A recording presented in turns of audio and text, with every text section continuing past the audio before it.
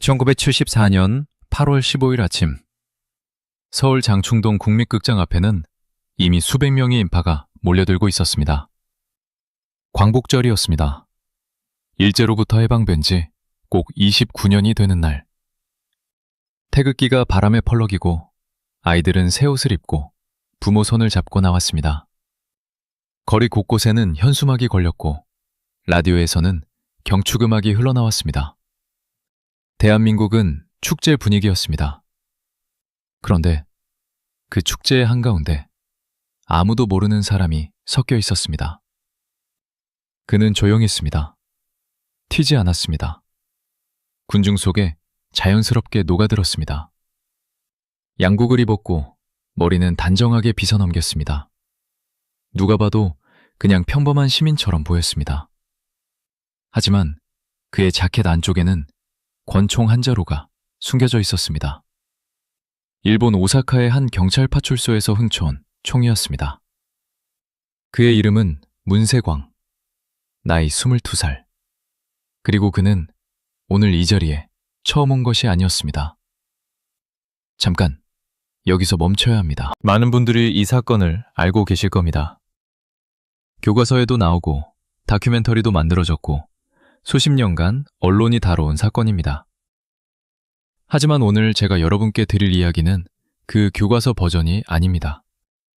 공식 기록이 말하지 않은 것들, 수십 년간 묻혀있던 증언들, 그리고 지금도 대한민국 어딘가의 문서 보관함 속에서 잠들어 있는 진실의 조각들.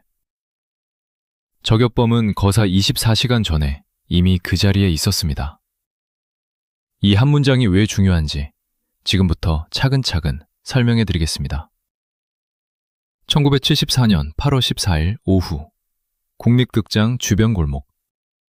한 젊은 남성이 천천히 걷고 있었습니다.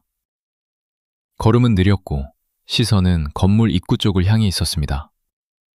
그는 멈췄다가 다시 걷고 또 멈췄습니다. 마치 뭔가를 재고 있는 사람처럼, 거리를 가늠하는 사람처럼. 그 남성이 문세광이었습니다. 공식 수사 기록에는 그가 15일 아침에 극장에 도착한 것으로 되어 있습니다. 하지만 나중에 공개된 중앙정보부 내부 문서 일부와 당시 극장 인근에서 근무하던 경비 관계자의 증언에 따르면 이야기가 달라집니다. 그는 하루 전에 이미 현장을 답사했습니다. 좌석 배치를 확인했습니다. 경호원들의 위치를 눈으로 익혔습니다. 비상구가 어디 있는지, 무대에서 귀빈석까지의 거리가 얼마나 되는지, 총을 쏘기 가장 좋은 각도는 어디인지. 이것은 즉흥적인 범행이 아니었습니다. 철저히 계획된 암살 시도였습니다. 그렇다면 왜 아무도 그를 막지 못했을까요? 당시 국립극장 주변에는 경찰과 경호 인력이 배치되어 있었습니다. 광복절 기념식은 대통령이 참석하는 국가 행사였으니까요. 경비가 허술했을 리 없습니다. 아니, 적어도 허술해서는 안 됐습니다. 하지만 문세광은 통과했습니다. 14일에도, 15일에도. 어떻게? 이 질문에 대한 답을 찾다 보면 우리는 단순한 암살 사건이 아닌 훨씬 더 복잡하고 어두운 이야기와 마주하게 됩니다. 그 이야기를 하기 위해서는 먼저 그날 극장 안에서 무슨 일이 있었는지부터 정확하게 짚어야 합니다. 1974년 8월 15일 오전 10시, 국립극장 대강당. 박정희 대통령이 단상에 올랐습니다. 우레와 같은 박수 소리가 터졌습니다. 카메라 플래시가 터졌습니다. 수천 명의 시선이 단상으로 향했습니다. 그리고 단상 바로 옆 귀빈석에는 유경수 여사가 앉아 있었습니다. 흰 한복을 입은 그 여인을 국민들은 국모라고 불렀습니다. 차갑고 냉혹하다는 인상이 강했던 박정희 대통령 곁에서 유경수 여사는 늘 따뜻한 얼굴이었습니다. 가난한 아이들을 안아주고 창의 군인들의 손을 잡아주고 수재민, 이재민을 찾아가던 사람. 국민들이 진심으로 좋아했던 사람이었습니다. 그날 그 자리에 앉아있던 유경수 여사는 자신에게 향하는 총구가 있다는 사실을 알지 못했습니다. 오전 10시 22분. 첫 번째 총성이 울렸습니다. 총소리는 극장 전체를 뒤흔들었습니다. 처음에 사람들은 무슨 일인지 몰랐습니다. 폭죽인 줄 알았다는 사람도 있었고, 마이크 이상인 줄 알았다는 사람도 있었습니다. 하지만 단 몇 초 만에 상황은 분명해졌습니다. 단상 가까이 있던 사람들이 먼저 봤습니다. 한 남자가 복도를 달려 내려오면서 총을 쏘고 있었습니다. 비명이 터졌습니다. 사람들이 엎드렸습니다. 의자들이 넘어졌습니다. 아수라장이었습니다. 경호원들이 박정희 대통령을 단상비로 밀어냈습니다. 총소리는 계속됐습니다. 그리고 그 혼란 속에서 귀빈석의 한 여인이 고개를 숙였습니다. 쓰러지듯이 조용하게. 유경수 여사였습니다. 탄원은 그녀의 머리를 관통했습니다. 문세광이 쏜 총알은 박정희 대통령을 향한 것이었습니다. 하지만 그 총알은 빗나갔습니다. 그리고 빗나간 총알은 귀빈석 쪽으로 날아갔고 유경수 여사의 머리에 박혔습니다. 그 순간을 KBS 카메라가 포착했습니다. 대한민국 전역에 생중계되고 있던 화면이었습니다. 수백만 명의 국민이 텔레비전 앞에 앉아 광복절 기념식을 보고 있었고 그 화면 속에서 국무가 쓰러지는 장면을 그대로 목격했습니다. 대한민국이 멈췄습니다. 박정희 대통령은 살아남았습니다. 그는 단상주에서 나왔습니다. 연설을 계속했습니다. 떨리는 목소리로 하지만 끝까지. 그것이 나중에 어떤 평가를 받든 간에 그 장면 자체는 많은 사람들에게 충격으로 남았습니다. 아내가 총에 맞은 것을 알면서도 그는 마이크 앞에 섰습니다. 유경수 여사는 서울대학교 병원으로 긴급 이송됐습니다. 수술이 시작됐습니다. 하지만 이미 늦었습니다. 같은 날 저녁 7시, 유경수 여사는 끝내 눈을 뜨지 못했습니다. 향년 49세. 문세광은 현장에서 체포됐습니다. 총격 과정에서 경호원에게 제압당했고 그 자리에서 붙잡혔습니다. 도주도 없었습니다. 저항도 거의 없었습니다. 그는 체포되는 순간에도 이상하리만큼 침착했다고 당시 현장에 있던 관계자들은 나중에 증언했습니다. 수사가 시작됐습니다. 중앙정보부가 직접 나섰습니다. 그리고 놀라울 만큼 빠르게 수사 결과가 나왔습니다. 문세광은 제1교포였습니다. 오사카 출신. 조총련, 제1본 조선인 청년합회와 연결된 인물이었습니다. 북한의 지령을 받아 암살을 시도했다. 이것이 공식 발표였습니다. 그런데 이상한 점이 한두 가지가 아니었습니다. 첫 번째 의문. 문세광이 사용한 권총은 일본 오사카의 한 파출소에서 훔친 것이었습니다. 22살짜리 청년이 어떻게 경찰 파출소에서 총을 훔쳤을까요? 혼자서? 아무 도움 없이? 일본 경찰의 내부 조사에 따르면 그 파출소의 보안 상태는 총기가 단독으로 절취되기 어려운 구조였습니다. 하지만 수사는 더 이상 깊이 들어가지 않았습니다. 일본 정부는 재빠르게 한국에 사과했고 외교적 봉합이 이루어졌습니다. 두 번째 의문, 문세광의 한국 입국 경로입니다. 그는 위조 여권을 사용했습니다. 당시 한국의 출입국 심사가 완벽하지 않았다 해도 위조 여권 소지자가 대통령 참석 국가 행사에 입장권을 구하고 실제로 입장까지 했다는 것은 결코 단순한 이야기가 아닙니다. 누군가 도왔을 가능성, 누군가 눈을 감아줬을 가능성, 이것이 수십 년간 이 사건을 둘러싼 핵심 의혹이었습니다. 세 번째 의문, 그리고 가장 중요한 의문. 그는 왜 하루 전에 현장을 답사했을까요? 그리고 그것을 아무도 몰랐을까요? 정말로 몰랐을까요? 이 질문이 이 다큐멘터리 전체의 출발점입니다. 그리고 이 질문에 답하기 위해서는 1974년의 대한민국이 어떤 나라였는지를 먼저 이해해야 합니다. 1974년의 대한민국. 지금과는 전혀 다른 나라였습니다. 박정희 대통령은 1961년 군사 쿠데타로 권력을 잡은 이후 13년째 대한민국을 통치하고 있었습니다. 1972년에는 유신헌법을 선포했습니다. 대통령을 국민이 직접 뽑지 않았습니다. 긴급조치가 남발됐습니다. 반정부 발언을 했다가 잡혀간 사람들이 있었습니다. 언론은 통제됐습니다. 중앙정보부는 국내외 모든 것을 감시했습니다. 철권 통치의 시대였습니다. 그리고 그 시대에 중앙정보부는 단순한 정보기관이 아니었습니다. 중앙정보부, 줄여서 중정. 1961년 창설된 이 기관은 대한민국 역사상 가장 강력한 권력기관 중 하나였습니다. 북한 공작원 색출, 해외 정보 수집, 국내 반정부 세력 감시, 그리고 경우에 따라서는 그것을 넘어서는 일들도 했습니다.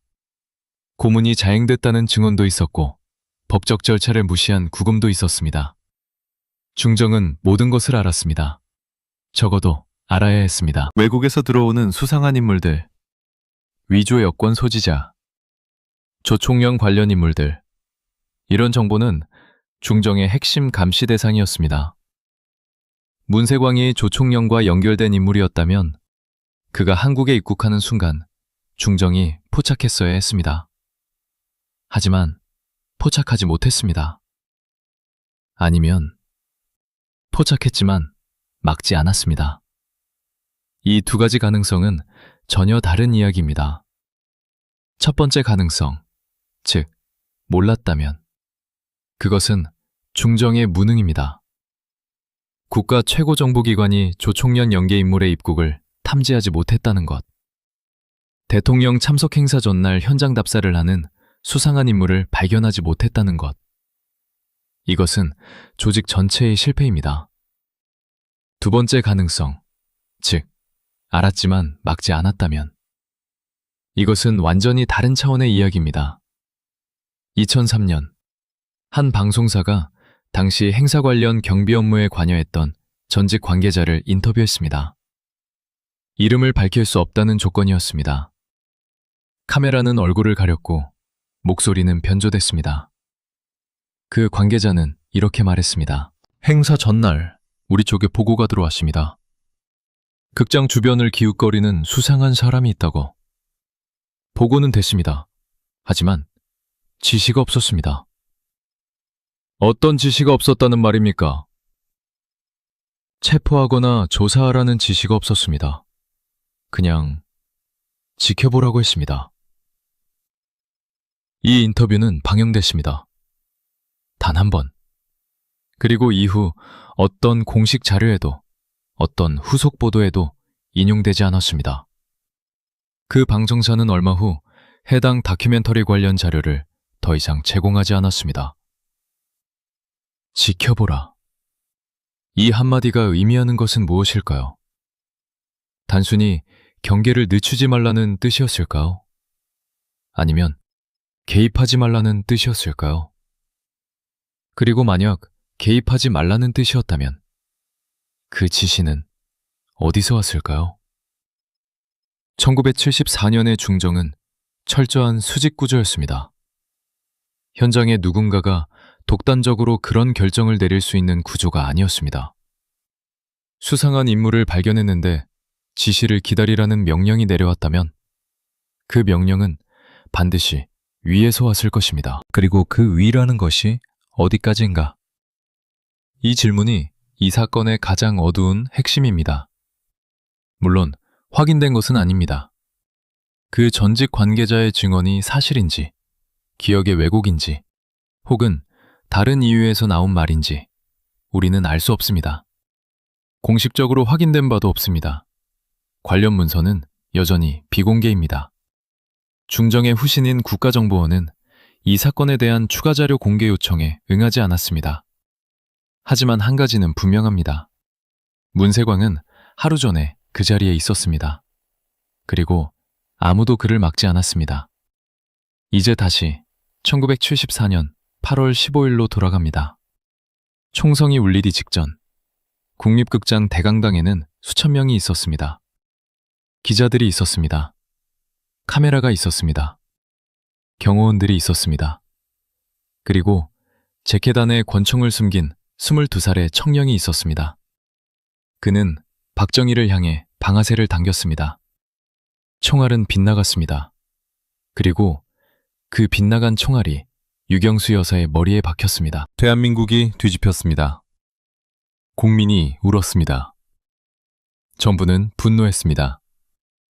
모든 책임은 북한과 조총련에 돌아갔습니다. 문세광은 재판을 받았고 그해 12월에 사형이 집행됐습니다. 빠르게, 너무 빠르게. 그가 법정에서 할 수 있는 말은 많지 않았습니다.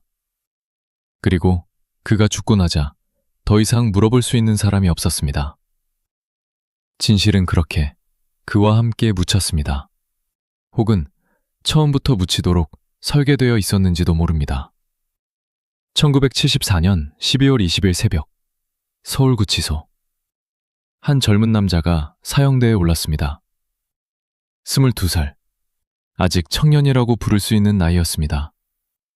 그는 아무 말도 하지 않았습니다. 저항도 없었습니다. 그냥 걸었습니다. 담담하게.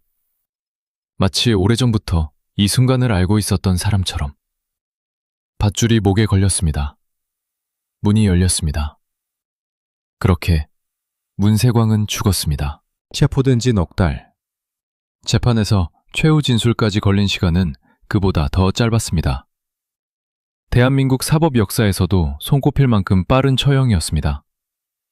그리고 그가 죽고 나서야 사람들은 비로소 이 청년이 도대체 어떤 사람이었는지 물어보기 시작했습니다. 하지만 그때는 이미 늦었습니다. 문세광은 1952년 일본 오사카에서 태어났습니다.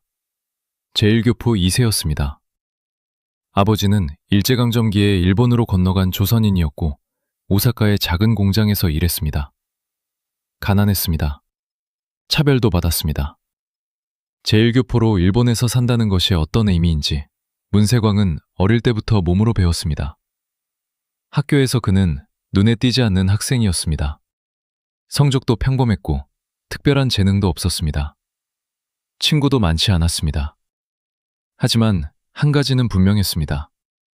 그는 무언가에 대한 분노를 품고 있었습니다. 그것이 일본 사회에 대한 것인지, 자신의 처지에 대한 것인지, 아니면 분단된 조국에 대한 것인지는 불분명했습니다. 그 분노가 어느 순간 방향을 찾았습니다. 조총련이었습니다. 제1본 조선인 총련합회, 줄여서 조총련, 혹은 총련. 일본에 사는 제1교포들 중 친북 성향의 사람들이 모인 단체입니다. 1955년에 창설됐고 일본 전역에 지부를 뒀습니다. 오사카에도 큰 조직이 있었습니다.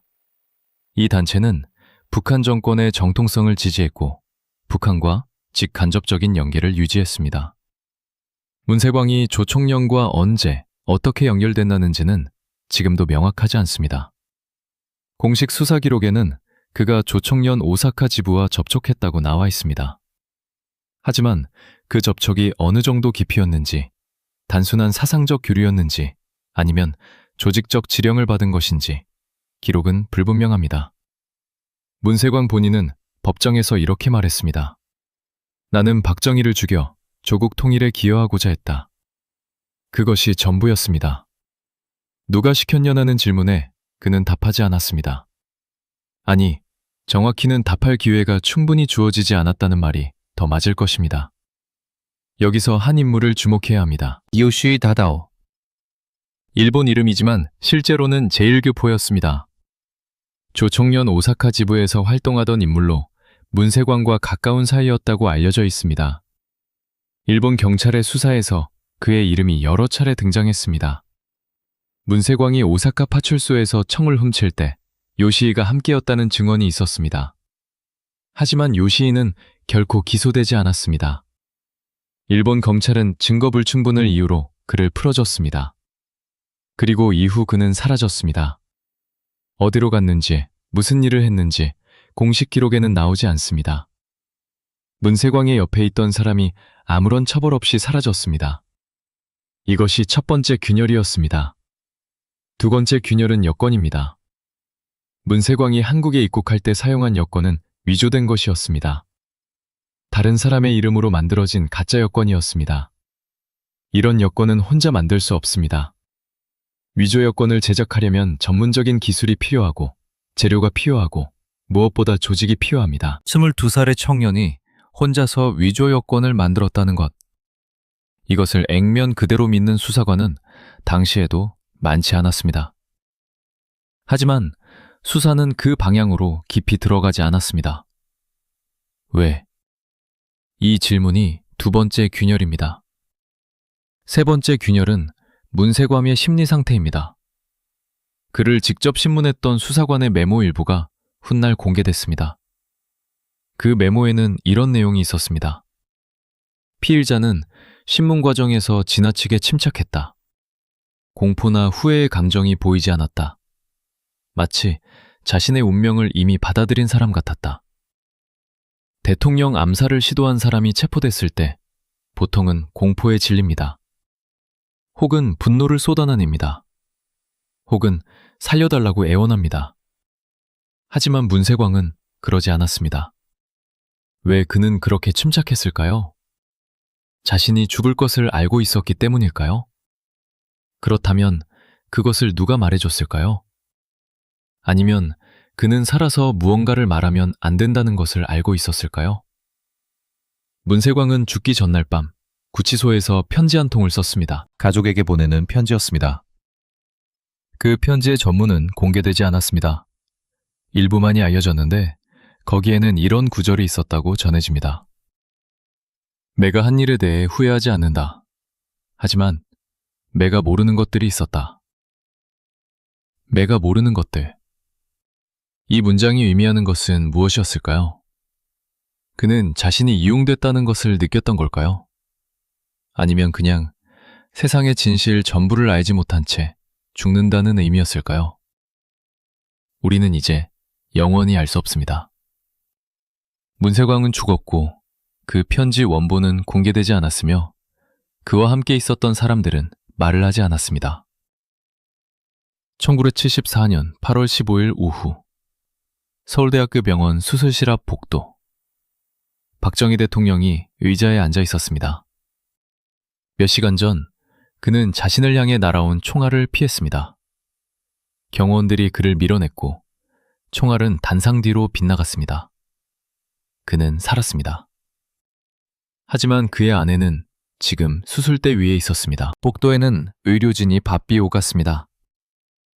경호원들이 출입구를 막았습니다. 아무도 대통령에게 쉽게 다가가지 못했습니다. 박정희는 아무 말도 하지 않았습니다. 그냥 앉아 있었습니다. 그 표정을 곁에서 본 경호원은 훗날 이렇게 회고했습니다. 대통령 각하의 얼굴을 저는 그날 처음 봤습니다. 그 얼굴을. 두려움이 아니었습니다. 분노도 아니었습니다. 뭔가를 생각하고 있는 얼굴이었습니다. 무엇을 생각하고 있었을까요? 박정희, 정희. 1917년 경북 구미 출생. 일제강점기에 만주 군관학교와 일본 육군사관학교를 졸업했습니다. 해방 후 한국군에 편입됐고 6.25 전쟁을 거쳤으며 1961년 5월 16일 군사 쿠데타로 권력을 장악했습니다. 그는 복잡한 사람이었습니다. 한편으로는 경제개발을 진두지휘하며 한강의 기적을 이끈 지도자였습니다. 가난했던 나라를 산업화의 궤도에 올려놓은 사람이었습니다. 하지만 다른 한편으로는 민주주의를 억압하고 반대자를 탄압하고 긴급조치로 국민의 입을 틀어막은 독재자이기도 했습니다.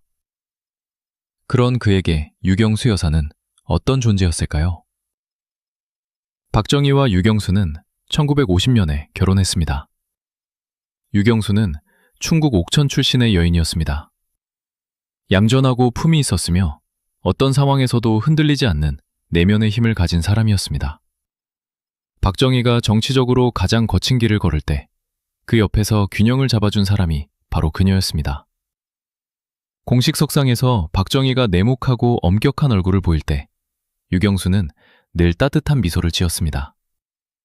국민들은 대통령보다 그의 아내를 더 좋아했습니다. 이것이 박정희에게 불편함이었는지 자랑스러움이었는지는 알 수 없습니다.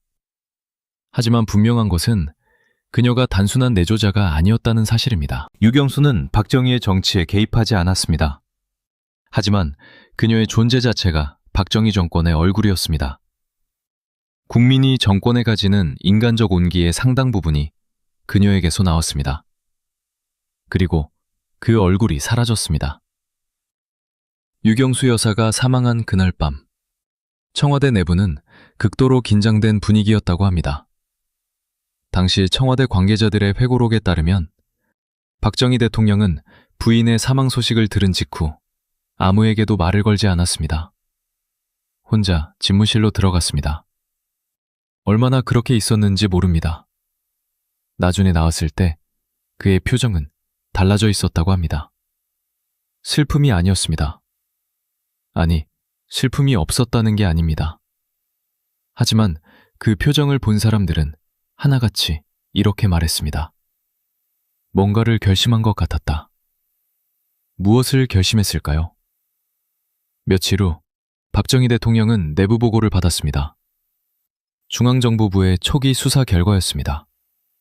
문세광의 신원, 조총련과의 연계, 북한 배후 가능성, 이 모든 것이 보고됐습니다. 그런데 그 보고서 어딘가에 묻힌 내용이 있었다고 합니다. 14일 오후 국립극장 인근에서 수상한 인물이 목격됐다는 보고가 현장에서 올라왔지만 상부에서 별도 조치 없이 감시만 유지하라는 지시가 내려왔다는 내용이었습니다. 이것이 최종 보고서에 포함됐는지는 알 수 없습니다. 하지만 한 가지는 알려져 있습니다. 박정희 대통령은 이 사건에 대한 내부 자체 감찰을 명령하지 않았습니다. 경호 실패의 책임을 물어 대규모 인사를 단행하지 않았습니다.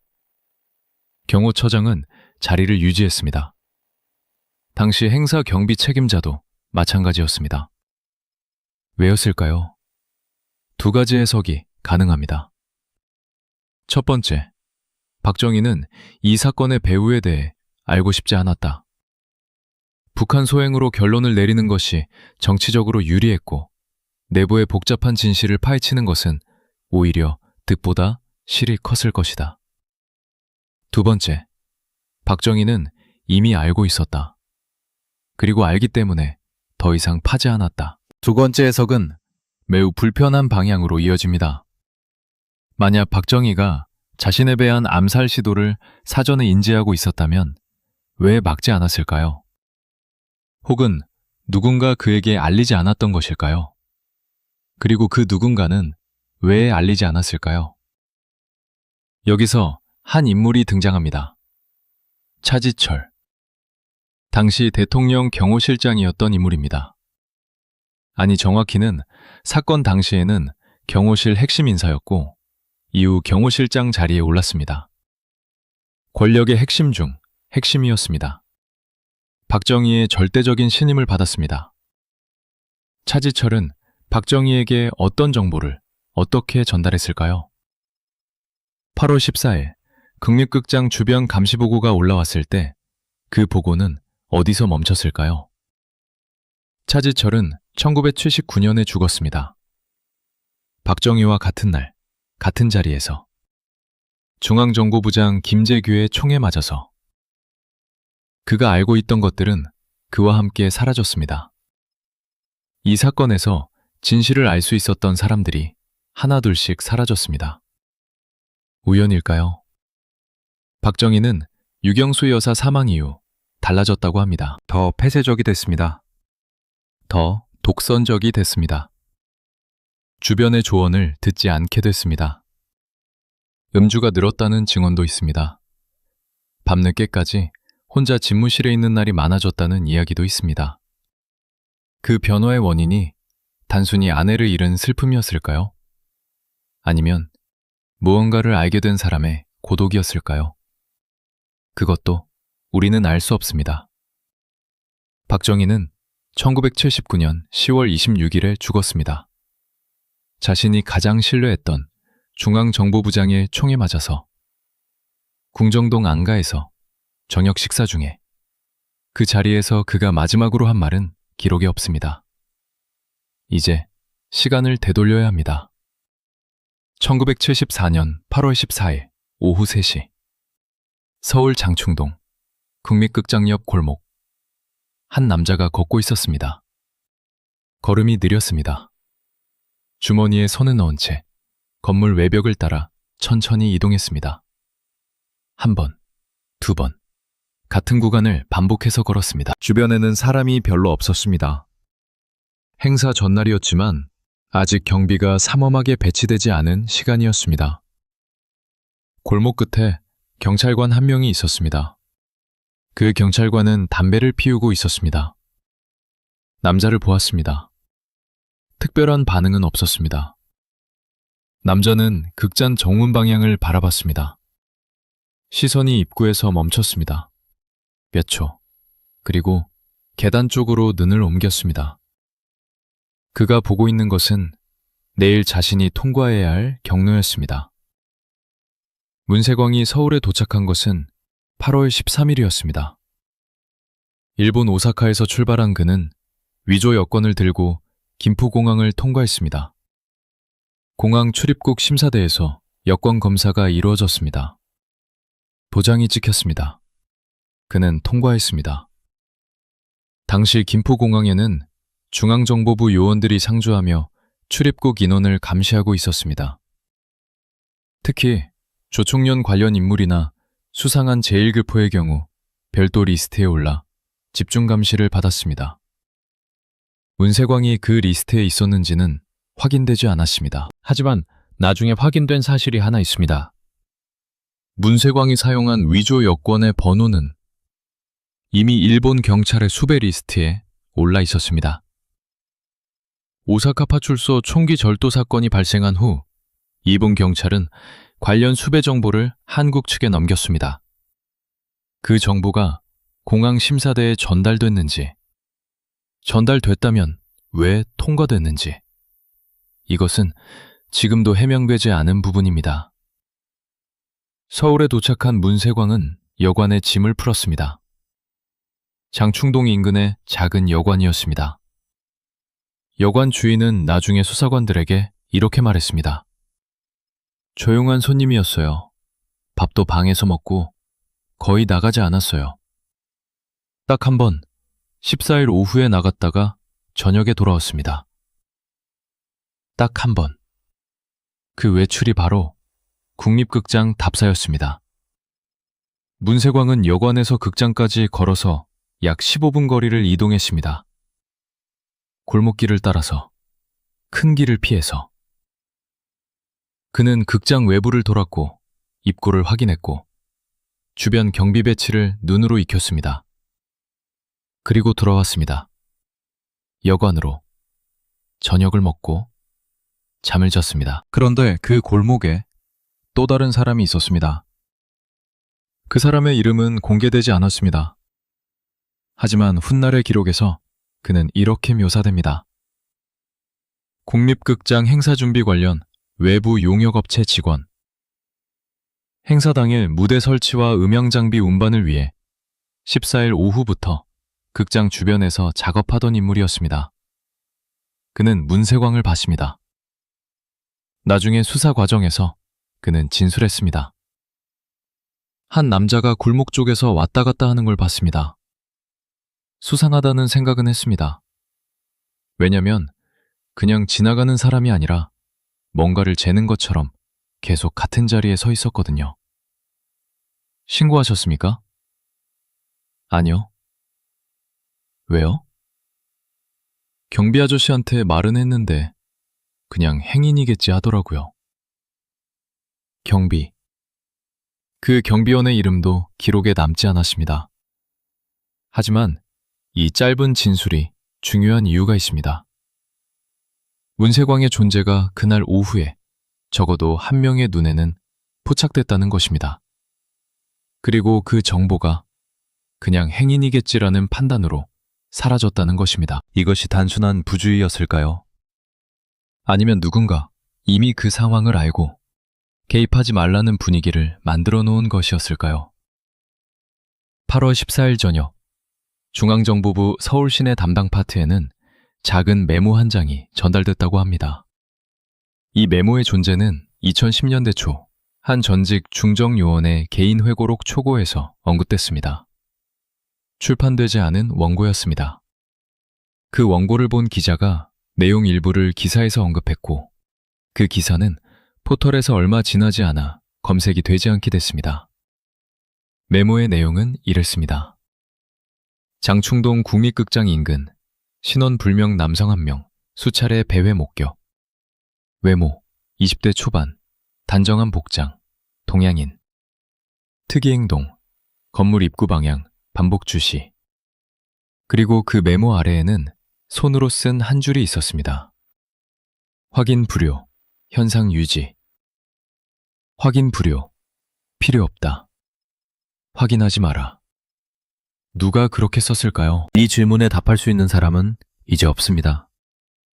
그 메모 원본이 존재하는지조차 확인되지 않습니다. 회고록 초고는 공개되지 않았고, 기사는 사라졌고, 그 전직 요원은 인터뷰 요청에 응하지 않았습니다. 하지만 이 메모가 실제로 존재했다면, 그리고 그 내용이 사실이라면, 우리는 매우 불편한 결론에 직면하게 됩니다. 저격범이 현장을 답사하는 동안 누군가 그것을 알고 있었다. 그리고 막지 않았다. 의도적으로. 1974년 8월 15일 오전 9시. 문세광은 여관에서 나왔습니다. 자켓 안에 권총을 넣었습니다. 위조 입장권을 주머니에 챙겼습니다. 거울 앞에서 한번 자신을 봤을 겁니다. 22살.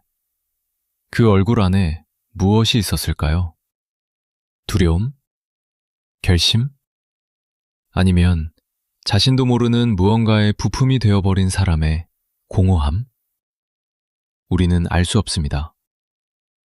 그는 여관 문을 열고 나갔습니다. 골목을 걸었습니다.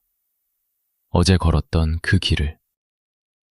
그리고 1시간 후 대한민국의 역사가 바뀌었습니다. 총선과 함께 1974년 8월 15일 오후 2시. 문세광이 체포된 지 4시간이 지났습니다. 국립극장 인근 도로는 봉쇄됐습니다. 사복경찰과 중앙정보부 요원들이 거리 곳곳에 배치됐습니다. 외신 기자들은 취재를 막혔고, 국내 언론사에는 이미 보도 가이드라인이 전달됐습니다. 무엇을 써도 되는지, 무엇을 쓰면 안 되는지. 청와대는 침묵했습니다. 중앙정보부는 움직이고 있었습니다. 그리고 그 움직임은 수사가 아니었습니다. 사건 직후 중앙정보부가 가장 먼저 한 일은 무엇이었을까요? 현장 보존이었을까요? 목격자 확보였을까요? 배후 추적이었을까요? 아닙니다. 가장 먼저 한 일은 현장에 있던 사람들을 조용히 분리하는 것이었습니다. 극장 내부에 있던 수천 명의 관객은 행사 직후 빠르게 해산됐습니다. 출구에서 신원 확인이 이루어졌지만 그것은 형식적인 절차에 가까웠습니다. 중요한 것은 사람들을 한 곳에 모아두지 않는 것이었습니다. 목격자들이 서로 이야기를 나누지 못하도록. 당시 행사에 참석했던 한 전직 공무원은 30년 후 이렇게 회고했습니다. 우리는 그냥 나가라는 지시를 받았습니다. 아무것도 묻지 말고, 아무것도 말하지 말고. 집에 가면 연락이 갈 거라고 했습니다. 연락은 오지 않았습니다. 하지만 모든 사람을 침묵시킬 수는 없었습니다. 극장 안에는 외신 기자들도 있었습니다. AP통신, UPI, 일본 NHK 카메라팀. 그들은 이미 상당한 분량의 영상과 사진을 확보한 상태였습니다. 중앙정보부 요원들은 외신 기자들에게 접근했습니다. 필름을 넘겨달라고 요청했습니다. 정중하게, 하지만 분명하게. AP통신 서울특파원 테리 앤더슨은 나중에 이 장면을 회고록에서 묘사했습니다. 중정요원이 다가와서 카메라를 가리켰고 통역을 통해 말했습니다. 협조해 주시면 감사하겠습니다. 앤더슨은 협조하지 않았습니다. 그는 필름을 미리 다른 곳에 숨겨뒀다고 했습니다. 하지만 모든 외신 기자가 그럴 수 있었던 것은 아니었습니다. 찬당수의 현장 영상이 그날 오후 중앙정보부에 의해 수거됐습니다. 그 영상들은 이후 공개되지 않았습니다. 무엇이 찍혀 있었을까요? 총격 순간만이 아닙니다. 그 전의 장면들. 문세광이 좌석을 찾아 이동하는 장면. 그가 자켓 안에 손을 넣는 순간. 그리고 경호원들의 위치. 특히 마지막 부분이 중요합니다. 나중에 공개된 일부 사진들을 분석한 연구자들은 흥미로운 사실을 발견했습니다. 총격이 일어난 방향, 즉 문세광이 서 있던 위치에서 단상까지의 경로 사이에 경호원이 지나치게 적었다는 것입니다. 대통령이 참석하는 국가행사에서 그 경로는 가장 엄중하게 지켜져야 할 지정이었습니다. 하지만 그렇지 않았습니다. 왜 그 자리에 경호원이 없었을까요? 이 질문에 답할 수 있는 사람이 있었습니다. 그의 이름은 박종규. 당시 대통령 경호실장이었습니다. 박정희의 절대적 신임을 받는 인물이었고 경호 전반을 총괄하는 책임자였습니다. 사건 당일 경호 배치를 결정한 사람이 바로 그였습니다. 사건 이후 박종규는 박종주장직에서 물러났습니다. 하지만 처벌은 없었습니다. 수사도 없었습니다. 책임을 묻는 청문회도 없었습니다. 그는 이후 정치인으로 변신해 국회의원을 여러 차례 지냈습니다. 1985년 기자가 그에게 물었습니다. 당일 경호 배치에 문제가 있었다고 보십니까? 박종규의 대답은 짧았습니다. 그날 일은 내가 할 말이 없습니다. 할 말이 없는 것과 할 말이 있지만 하지 않는 것은 다릅니다. 그는 2004년에 사망했습니다. 그가 알고 있던 것들과 함께 사건 직후 또 다른 중요한 움직임이 있었습니다. 일본과의 외교전이었습니다. 문세광이 일본 국적 미조 여권을 사용했고 일본 내 조직과 연결되어 있다는 사실이 확인되자 한국 정부는 즉각 일본에 강력히 항의했습니다. 일본 정부의 관리 소홀이 이번 사태를 낳았다는 것이었습니다. 일본 측은 당황했습니다. 다나카 가쿠에이 내각은 공식 사과를 검토했습니다. 외교 채널이 바쁘게 돌아갔습니다. 한일 관계가 최악의 위기를 맞았습니다. 그런데 이 외교 분쟁이 한 가지 효과를 냈습니다. 시선이 분산됐습니다. 국내에서 제기될 수 있었던 질문들, 즉 경호 실패의 원인, 사전 정보 인지 여부, 수사의 속도와 방향. 이런 질문들이 한일 외교 갈등이라는 더 큰 뉴스에 묻혔습니다. 우연이었을까요? 외교 분쟁과 내부 수사 방향은 놀라울 만큼 서로를 보완하는 방식으로 전개됐습니다. 그리고 가장 결정적인 순간이 있었습니다. 사건 발생 사흘 후 중앙정보부 내부회의. 당시 중앙정보부장은 신직수였습니다. 그는 회의를 소집했고 수사 방향을 정리했습니다. 기록에 남아있는 그 회의의 결론은 이러했습니다. 본 사건은 북한의 지령을 받은 조청년 소속 문세광의 단독 범행으로 결론짓는다. 수사는 이 방향으로 마무리한다. 단독 범행.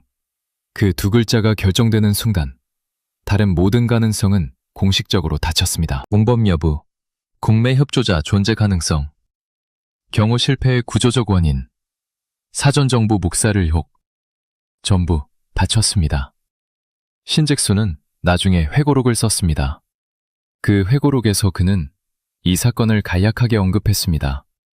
북한의 사주를 받은 테러였다. 우리는 신속하게 수사를 마무리했다.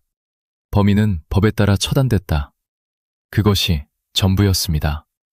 단 한 줄도 경호 실패에 대한 언급이 없었습니다. 단 한 줄도 사전 정보에 대한 언급이 없었습니다. 회고록이란 기억하고 싶은 것만 남기는 장르입니다. 그리고 지우고 싶은 것은 침묵으로 덮입니다. 이제 시선을 북쪽으로 돌려야 합니다. 1974년 8월 15일 평양. 조선중앙통신은 이날 저녁 특별 성명을 발표했습니다.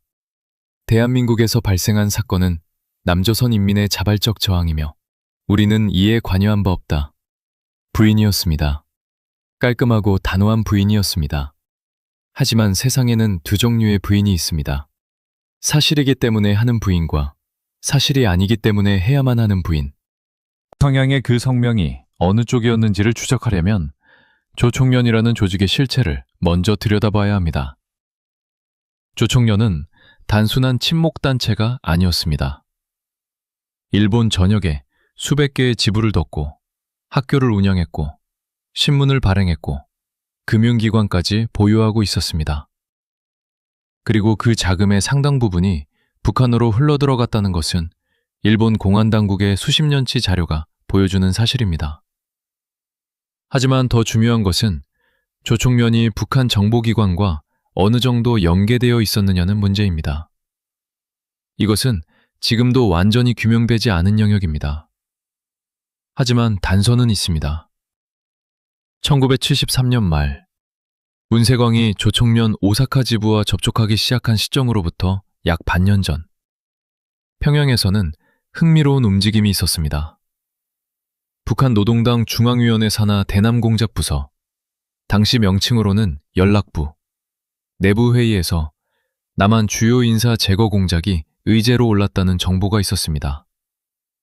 이 정보는 훗날 탈북한 전직 노동당 관계자의 증언에서 나온 것입니다. 그 증언에 따르면 박정희 대통령은 최우선 목표 중 하나였습니다. 직접 실행이 아닌 제1조직을 통한 우회 방식이 논의됐습니다. 하지만 여기서 반드시 짚어야 할 것이 있습니다. 이 증언은 단독 증언입니다. 교차 확인된 문서가 없습니다. 팔북자 증언은 정치적으로 활용될 수 있고 실제로 과장되거나 왜곡된 사례도 역사적으로 있었습니다. 그래서 이 증언만으로 평양의 직접 지령을 단정할 수는 없습니다. 하지만 반대로 부정할 수도 없습니다. 이것이 이 사건의 가장 박답한 지점입니다. 북한의 개입이 있었는지 어느 수준의 개입이었는지를 확인할 수 있는 자료가 북한 내부에 있지만 그 자료에 접근할 방법이 없습니다. 닫힌 나라에 닫힌 문서. 그렇다면 조총련 내부에서는 어떤 일이 있었을까요? 문세광이 속했던 오사카 지부. 당시 그 지부의 실질적 운영을 맡았던 간부가 있었습니다. 김호룡이라는 인물이었습니다. 제1교포 1세대로 오사카에서 오랫동안 조총련 활동을 해온 사람이었습니다. 일본 공안당국은 김호룡을 주목했습니다. 문세광과의 접촉이 확인됐기 때문입니다. 두 사람은 여러 차례 만났고 그 만남의 내용은 기록에 없습니다. 일본 공안은 김호룡을 소환해 조사했습니다. 김호룡은 진술했습니다. 문세광을 알기는 하지만 그의 계획에 대해서는 전혀 몰랐습니다. 그는 그냥 열성적인 젊은이였습니다. 열성적인 젊은이. 그 말 하나로 모든 것이 설명됐습니다. 김호룡은 기소되지 않았습니다. 조직 차원의 연루를 입증할 증거가 없다는 이유였습니다. 하지만 열성적인 젊은이가 혼자서 위조 여권을 만들고 경찰 파출소에서 총을 훔치고 대통령이 참석하는 국가행사에 침투한다는 것이 가능한 일일까요? 여기서 한 가지 가설을 제시해야 합니다. 이 가설은 일부 연구자들이 제기한 것입니다. 학문적으로 확인된 것이 아닙니다. 하지만 기존 공식 설명의 공백을 채우는 방향으로 논리적 일관성을 가집니다.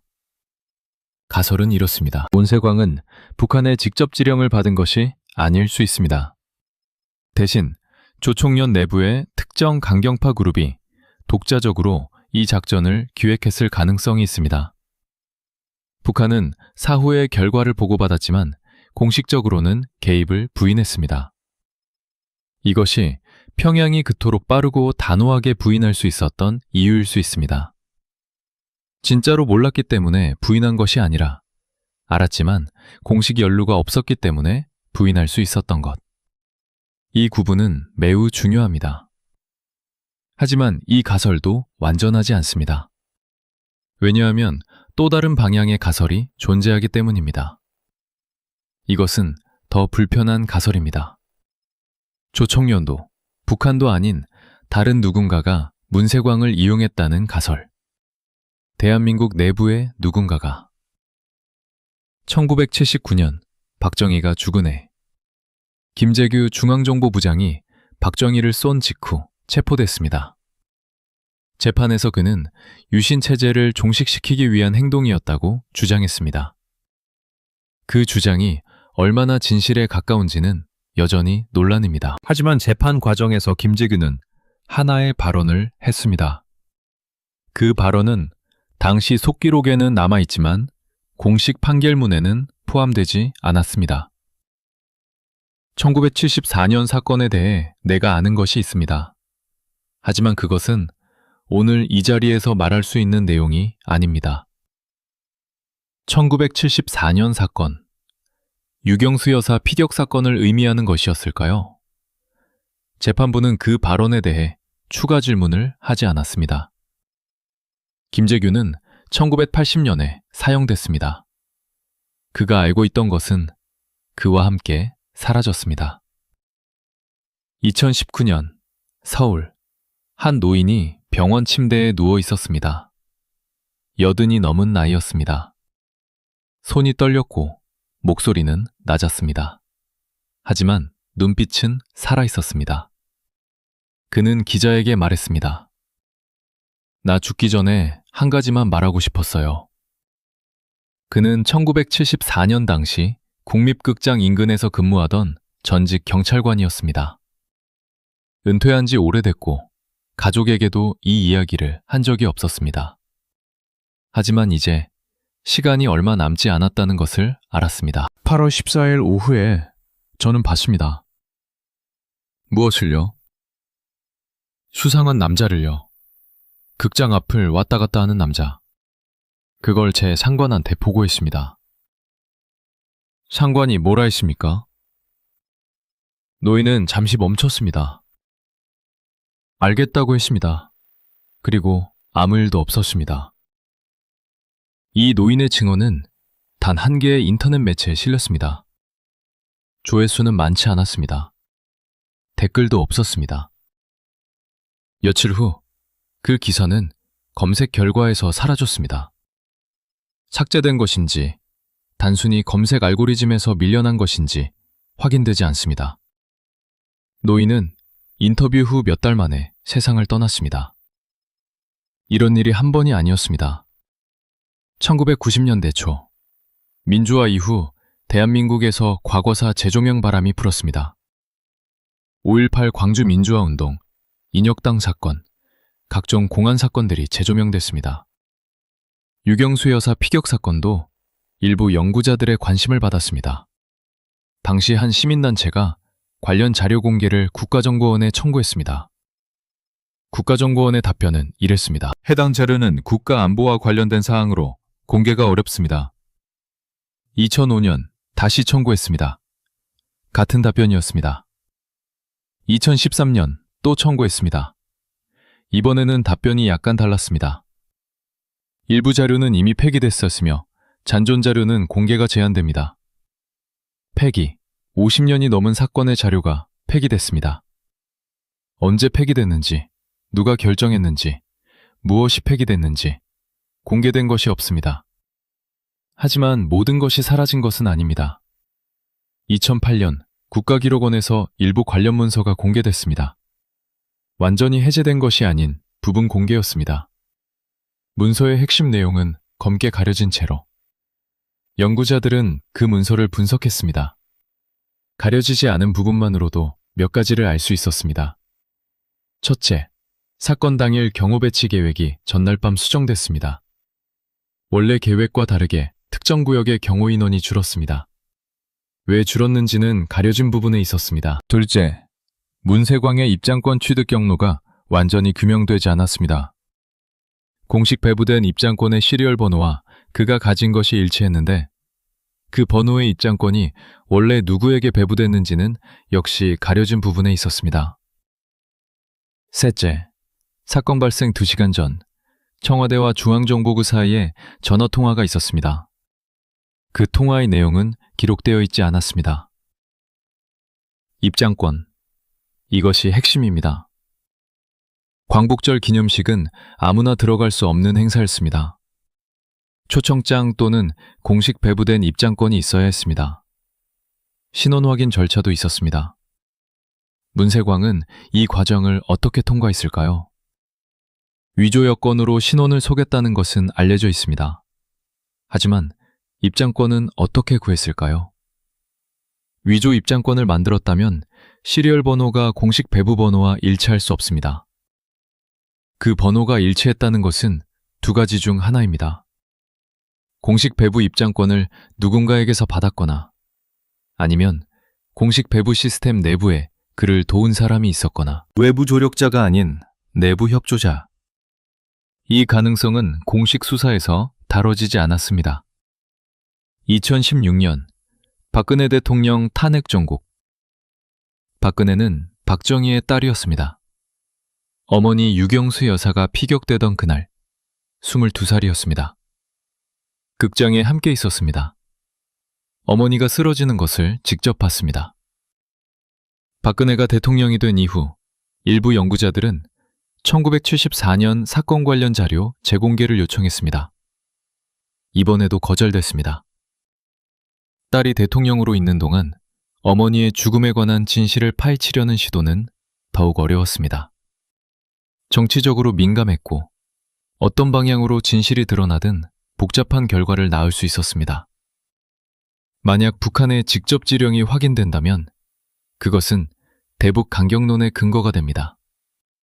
하지만 만약 내부 협조자의 존재가 확인된다면 그것은 박정희 정권 자체에 대한 역사적 재평가를 요구하는 사안이 됩니다. 어느 쪽이든 쉬운 길이 아니었습니다.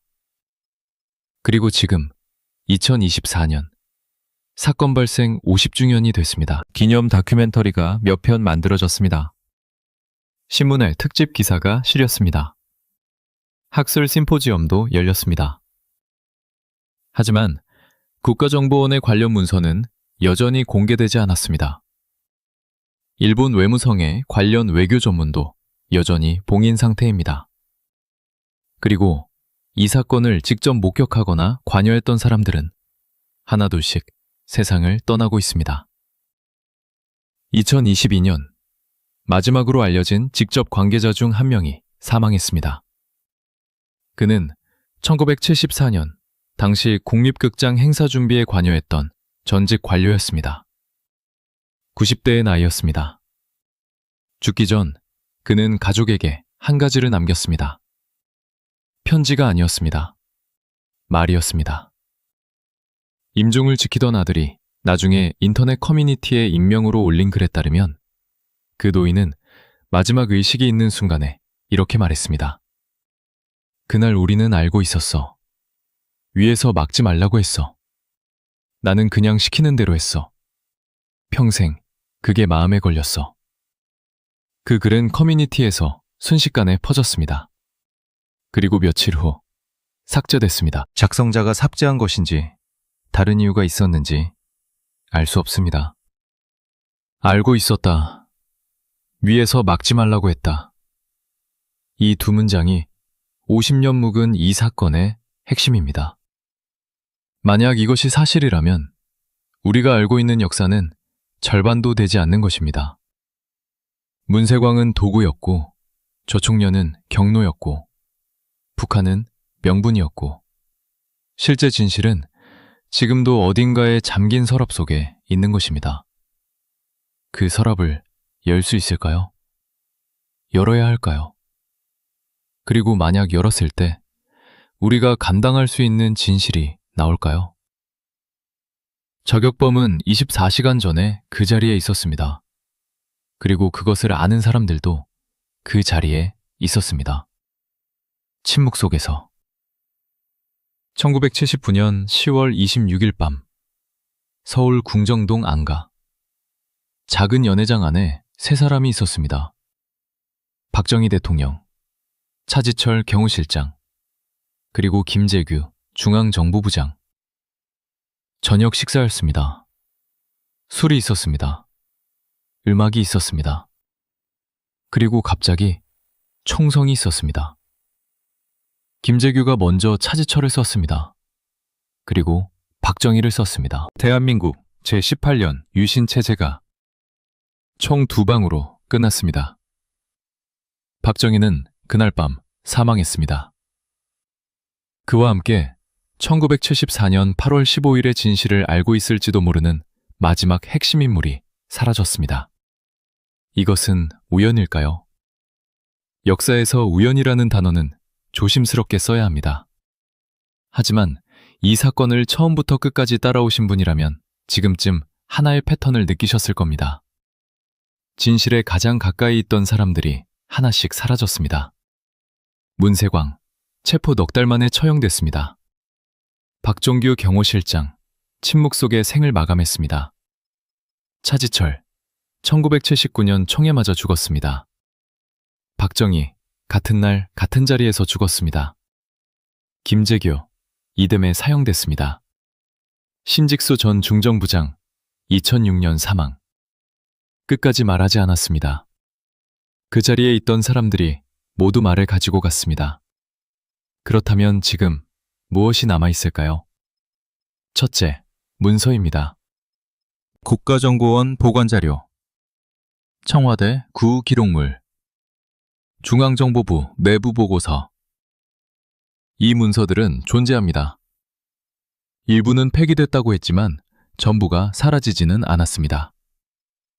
국가기록원 비공개 분류 목록에는 지금도 1974년 8월 관련 항목들이 있습니다. 열람 불가 상태로. 둘째, 일본 측 자료입니다. 일본 공안조사청이 수십 년간 축적한 조총련 관련 파일, 외무성의 한일 외교 전문, 오사카 파출소 총기 절도 사건 수사기록. 이것들은 일본 국내정보보호법에 따라 봉인되어 있습니다. 하지만 일본에서도 정보 공개 청구가 가능합니다. 아직 아무도 끝까지 밀어붙이지 않았습니다. 셋째, 살아있는 사람들입니다. 직접 관계자들은 대부분 세상을 떠났습니다. 하지만 그 시대를 살았던 사람들, 그 주변에 있던 사람들, 그 이야기를 들은 사람들은 아직 있습니다. 고령입니다. 시간이 많지 않습니다. 하지만 아직 살아있습니다. 2023년 봄, 서울의 한 대학교 역사학과 연구실, 40대 초반의 역사학자가 오래된 마이크로필름을 들여다보고 있었습니다. 그는 3년째 이 사건을 연구하고 있었습니다. 공식 기록과 비공식 증언 사이의 틈을 찾는 작업이었습니다. 논문을 쓰고 있었지만 학술지 게재는 쉽지 않았습니다. 심사위원들이 증거가 불충분하다고 했습니다. 그는 인터뷰에서 이렇게 말했습니다. 증거가 불충분한 게 아닙니다. 증거가 공개되지 않은 겁니다. 이 두 가지는 완전히 다른 말입니다. 그 문장이 이 사건의 모든 것을 요약합니다. 증거가 없는 것이 아닙니다. 증거가 잠겨 있는 것입니다. 그리고 잠긴 문에는 이유가 있습니다. 아무것도 없는 방은 잠그지 않습니다. 감추고 싶은 것이 있는 방을 잠깁니다. 50년 동안 그 방은 잠겨 있었습니다. 왜일까요? 이제 처음 질문으로 돌아갑니다. 저격범은 24시간 전에 이미 그 자리에 있었습니다. 그리고 우리는 지금 이것을 알고 있습니다. 누군가 그것을 봤습니다. 보고했습니다. 그리고 위에서 막지 말라는 지시가 내려왔습니다. 이것이 사실이라면 이 사건은 북한의 테러가 아닙니다. 이것은 대한민국 현대사에서 가장 어두운 내부의 이야기입니다. 누가 문세광을 이용했는가? 누가 경호의 구멍을 만들었는가? 누가 총알이 날아올 방향을 알면서도 침묵했는가?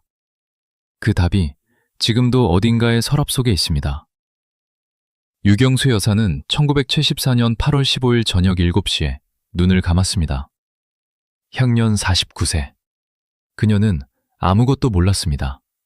저격범이 하루 전부터 그 자리를 답사했다는 것도, 경호에 구멍이 있었다는 것도, 누군가 그것을 알면서도 막지 않았다는 것도.